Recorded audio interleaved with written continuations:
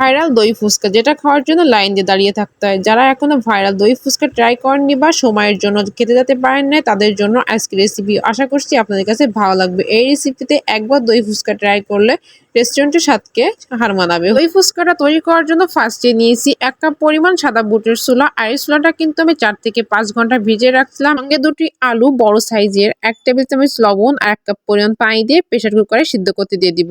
অন্য কিছুতে সিদ্ধ করতে দেন সেক্ষেত্রে কিন্তু আপনার একটু বেশি পরিমাণে পানি দিয়ে সিদ্ধ করে নিবেন। প্রেসার কুকারে 2টি সিটি দিয়ে আমি আলু আর বুটের ছোলাটাকে সিদ্ধ করে নিয়েছি। দেখলেই বুঝতে পারছেন যে বুটের ছোলাটা একদম গলে গেছে। এরপর হাতের সাহায্যে ম্যাশ করে নিয়েছি। এটা তৈরি করার জন্য ফার্স্টে এখানে দিব পরিমাণ মতো লবণ, সামান্য একটু বিট লবণ। আর লবণটা একটু বুঝে শুনে দিবেন, কারণ সিদ্ধ করার সময় কিন্তু সামান্য একটু লবণ ব্যবহার করা, এর জন্য। এর সঙ্গে 1 টেবিল চামচ চিলি ফ্লেক্স, কিছুটা পরিমাণ পেঁয়াজ কুচি, মরিচ কুচি। এরপর এখানে দিব 2 টেবিল চামচের মতো চটপটি মশলা ব্যবহার করলে টেস্ট ভালো আসবে। 1 টেবিল চামচ ধনিয়া গুঁড়া দেওয়ার পর একটু সময় নিয়ে হাতের সাহায্যে সমস্ত উপকরণগুলো একসঙ্গে মাখিয়ে পুরটা তৈরি করে নিতে হবে। পুরটাকে রেস্টে রেখে একটি প্যানে তেল গরম করে নিয়ে ফুচকাগুলোকে ভাজি করে নিতে হবে। আর এই ফুচকাগুলো কিন্তু বাজারে অ্যাভেলেবেল কিনতে পাওয়া যায়, তাই কোনো প্রয়োজন নাই যে বাসায় বানানোর। আর খুবই কম দাম, কিন্তু রিজনেবল প্রাইজের মধ্যে পেয়ে যাবেন, তাই বাইরে থেকে কিনে নিবেন। চুলার আঁচটি হাই আঁচে রেখে ফুচকাগুলোকে লালচে কালার করে ভাজি করে নিতে হবে। কম ভাজি হলে কিন্তু যখন ফুচকার উপরে দই দেওয়া হবে সঙ্গে সঙ্গে নরম হয়ে যাবে, তাই একটু